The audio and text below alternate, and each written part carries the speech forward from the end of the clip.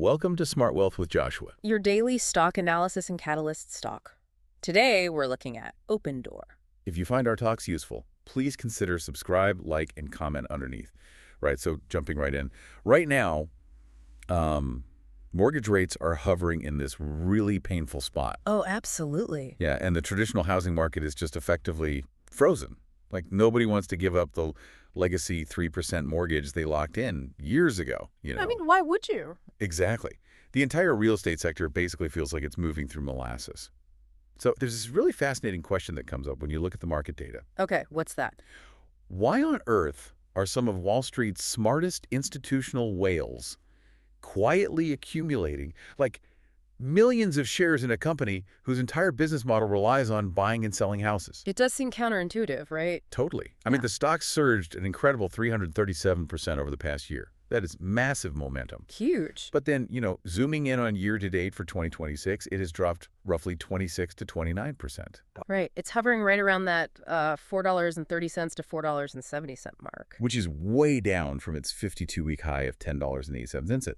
So we have this wildly volatile chart just colliding with a totally frozen macro environment. Yeah, and that tension between the share price volatility and the macro environment is exactly what we are dissecting today. Right. Because the goal for you listening today is to look entirely past the daily price fluctuations. We really need to examine the mechanics of what management is calling the Opendoor 2.0 operational turnaround. Opendoor 2.0. Exactly. We're breaking down the fundamental shifts in their acquisition model, the integration of their artificial intelligence underwriting system, and the specific metrics you need to watch in their upcoming May 7th earnings report. Which is coming up fast. It is, and the objective here is to determine if this current price range represents a calculated, high-reward wealth-building opportunity for risk-tolerant investors, or if it's just a value trap. Well, looking at the numbers from the fourth quarter of 2025, there is a very, very conflicting story being told on the balance sheet. Yeah, there really is. On the top line, things actually look surprisingly robust. Revenue hit $736 million. Which is great. It is. I mean, that crushed the consensus estimate of roughly $594 million by about 24%. And their adjusted net losses narrowed from $77 million down to $62 million year over year. A step in the right direction. Right. But then you scroll down the earnings report and you hit an absolute brick wall. The non-cash charge. Yes. Yeah. A $933 million non-cash charge. It completely wrecked their GAAP earnings per share. I mean, to a casual observer, taking nearly $1 billion hit looks like the company is just hemorrhaging money. It looks alarming on the surface, definitely. But, this really requires an understanding of how corporate accounting treats debt restructuring. Okay, unpack that for us. So that $933 million charge was related to their convertible notes. They essentially traded old debt for new debt, right? Just to push out their maturity dates and buy themselves a lot more operational runway. Wait, so how does just pushing out a loan maturity trigger a $1 billion penalty? That sounds insane. Yeah, I know, it does. But think about it like refinancing an underwater car loan. Yeah. Imagine you owe $20,000 on a car and you desperately need to lower your monthly payments. So you negotiate with the bank to extend the loan for another 5 years. Makes sense so far. The bank agrees, but because interest rates have changed and the car has depreciated, accounting rules require you to write down a $5,000 loss on your personal net worth statement, like the very day you sign the new paperwork. Oh, wow. So you take the hit immediately on paper? Exactly. It looks terrible on your personal balance sheet, but it doesn't mean $5,000 was sucked out of your checking account that morning, Right, the cash didn't actually move. Precisely. You just bought yourself 5 more years of breathing room. And that is essentially what happened here. It is an accounting requirement to record the difference in the debt's value as a loss today, but no actual cash walked out the door. Okay, that drastically changes the picture. If the cash is still in the bank, and that charge is really just an accounting mechanism, then what is the actual metric we should be using to measure the health of this turnaround?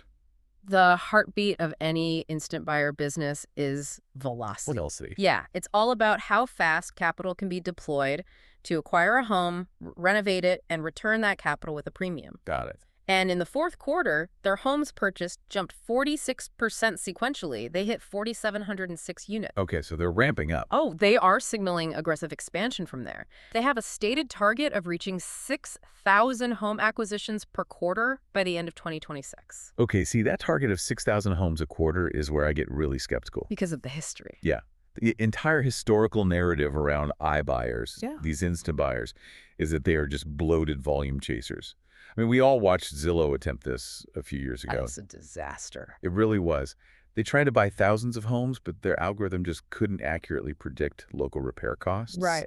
They'd buy a house, discover it needed like $20,000 of foundation work, and their profit margins just evaporated instantly. And then they tried to throw humans at the problem. Exactly. To try and fix it, Zillow had to employ armies of human inspectors, which completely blew up their overhead, and they eventually had to exit the business entirely. Yeah, they did. So how does a company scale to 6,000 acquisitions a quarter without making the exact same fatal mistake and bloating their payroll? By fundamentally altering how a house is underwritten. How so?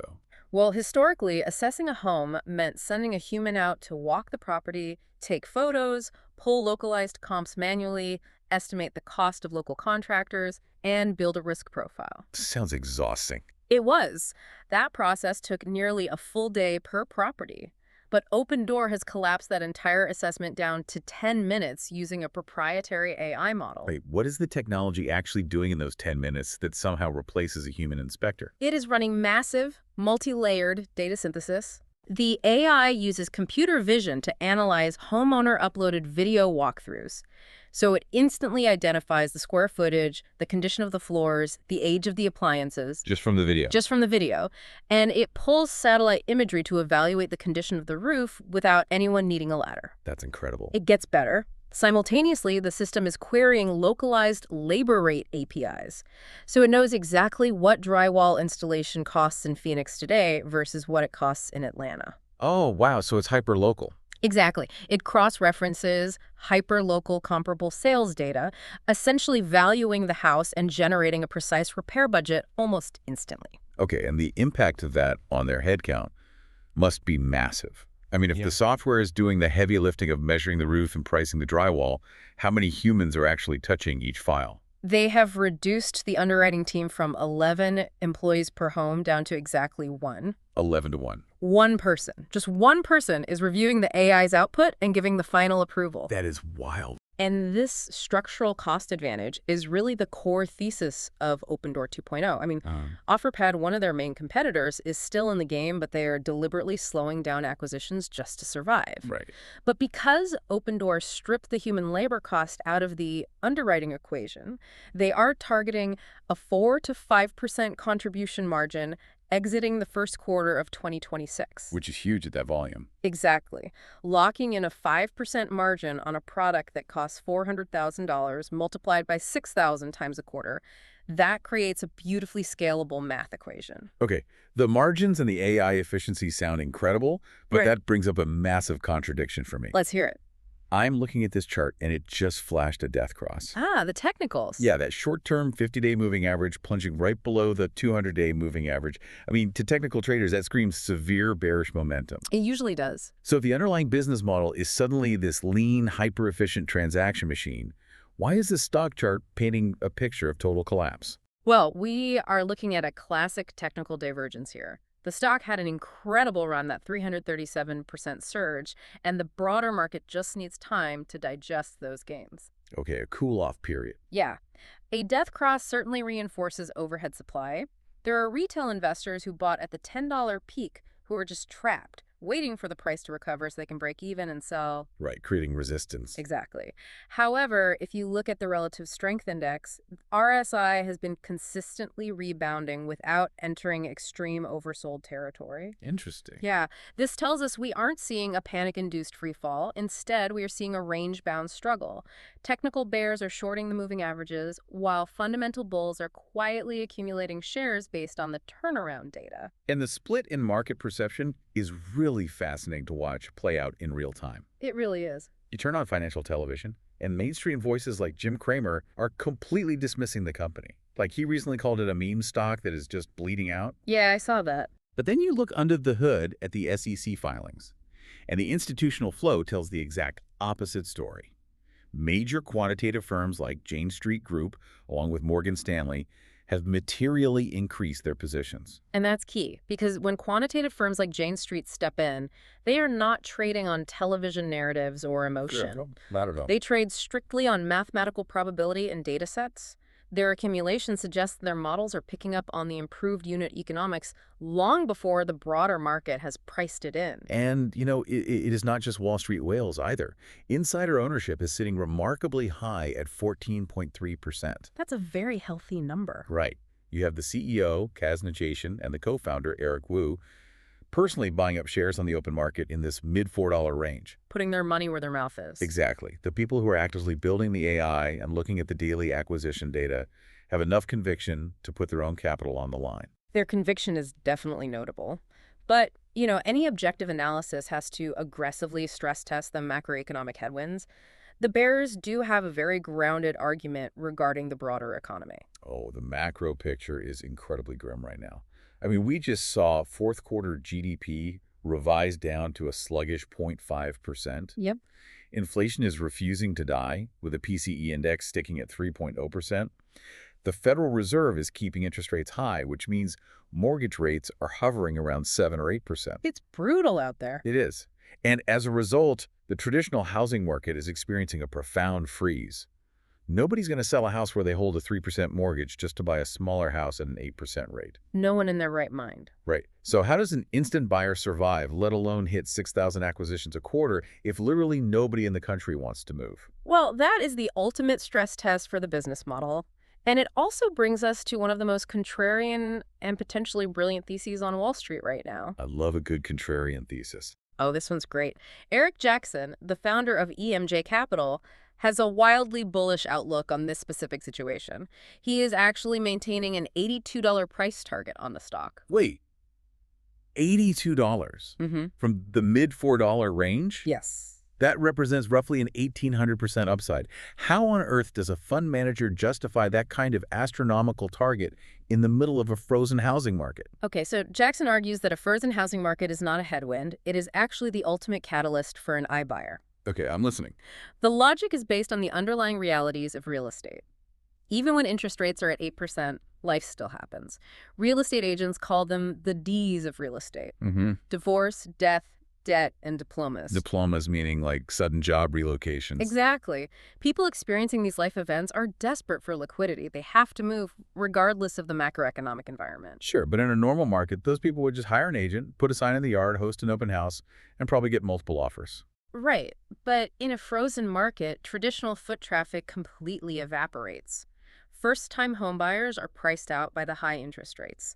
The traditional buyer pool shrinks to almost zero. That's true. So where do these desperate sellers turn when their house sits on the market for 90 days with zero offers and they need cash right now to settle a divorce or relocate across the country?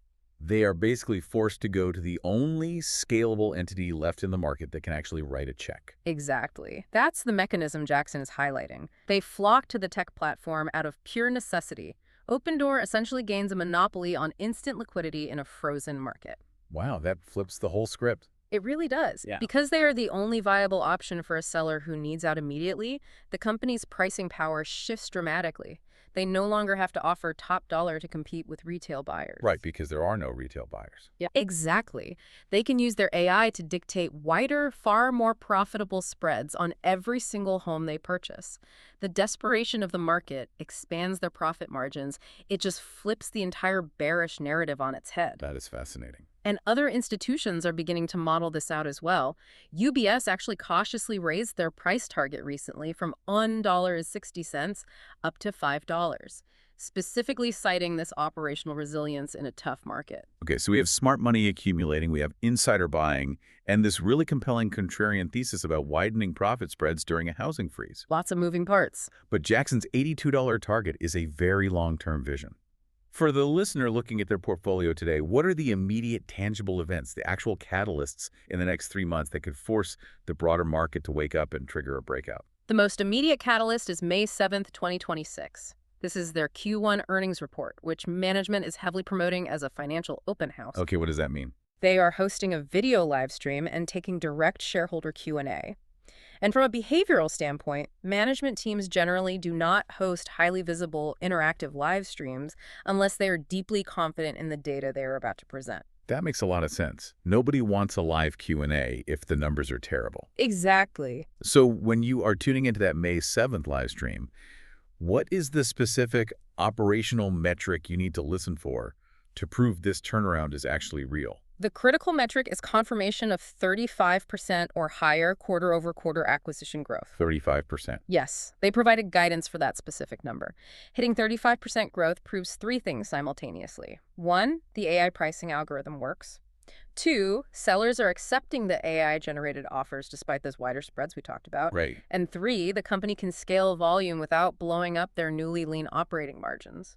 If they miss that 35% growth metric, the entire Opendoor 2.0 narrative stalls and the stock will likely be punished. Okay, so beyond the earnings report, there is a lot of macroeconomic speculation swirling right now that could serve as a massive external catalyst. Oh, absolutely. There are rumors of a potential White House executive order focused on mortgage deregulation. And obviously, keeping the focus entirely on the economic mechanics of this policy and remaining completely impartial, an executive order of this nature, is fundamentally designed to loosen lending standards and expand credit access. Right. How does that directly translate to the bottom line of an iBuyer? It acts as a supercharger for the inventory velocity we discussed earlier. Okay, how so? Well, if credit access expands, the pool of eligible retail home buyers immediately grows. Remember, Opendoor isn't just buying houses, they have to sell them too. True. And they recently launched a beta mortgage program offering a 4.99% interest rate to buyers who purchase an Opendoor-owned home. They are subsidizing the interest rate to incentivize buyers to use their platform. I mean, offering a 4.99% mortgage when the national average is sitting near 7 or 8% is a massive financial lure. It is a massive lure, but buyers still have to qualify for the loan. Ah, right. So if federal deregulation makes it easier for average consumers to actually qualify, more buyers can utilize that 4.99% program. The faster Opendoor can sell the homes they acquire, the faster they can recycle that capital into new acquisitions. That makes total sense. Furthermore, the Federal Reserve remains a major wildcard here. This stock trades as a high beta proxy for the housing market. Meaning it moves with the sector, but with more volatility. Exactly. So if the Fed signals even a quarter-point rate cut, the cost of corporate capital drops, home affordability improves, and traditional retail buyers flood back into the market, buying up Opendoor's inventory. Okay, all of these catalysts sound incredibly promising, but I want to make sure we are presenting a fully balanced picture here. We really need to ground this conversation in reality and assess the downside. Always important. Even with the AI efficiency, the wider profit spreads, and the potential regulatory tailwinds, the core fact remains that this company is still operating at a net loss and producing negative free cash flow. Yeah, that is the primary risk factor, and it absolutely cannot be ignored. Buying real estate is arguably one of the most capital-intensive business models in existence. It really is. When they buy a house, hundreds of thousands of dollars of corporate cash are instantly tied up in drywall, shingles, and land. That cash is completely illiquid until the home actually sells. And if that AI algorithm they're so proud of misprices a neighborhood, like if it fails to recognize a localized downturn in Phoenix or overestimates demand in Atlanta, they could be stuck holding thousands of depreciating assets. Precisely the danger. Yeah. If they ramp up to 6,000 homes a quarter and the AI fails to deliver those 4 to 5% contribution margins, the cash burn will be catastrophic. Just burning through capital. Right. And in the past, when the company faced massive operational losses, their solution was to issue millions of new shares to raise capital. Which severely dilutes existing shareholders. Exactly. If the current turnaround stalls or inventory sits too long, that history of shareholder dilution is the single most significant risk to anyone buying the stock today. Which brings us to the health of their balance sheet. Because to fund a turnaround, you need runway.